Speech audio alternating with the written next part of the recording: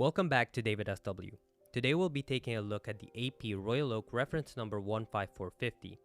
For more information and purchasing details, please visit DavidSW.com.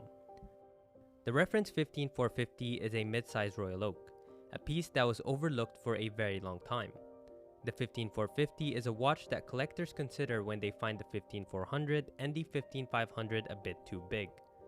The natural alternative was the reference number 15202, which is close to impossible to get. Enter the beautifully sized 15450. For your reference, my wrist is 6.5 inches. This watch comes in at 37mm by 46.7mm from lug to lug. The total thickness is 9.9mm. The dial features a silver tapisserie pattern cut using a pantograph lathe. The machine takes a bigger model of the dial and transcribes the tapisserie pattern into the dial. Powering this timepiece is the automatic caliber 3120. This movement features exceptional hand finishing and a 22-karat gold rotor. Thank you for watching. Please consider subscribing for more amazing content and visit DavidSW.com to view or purchase the timepiece.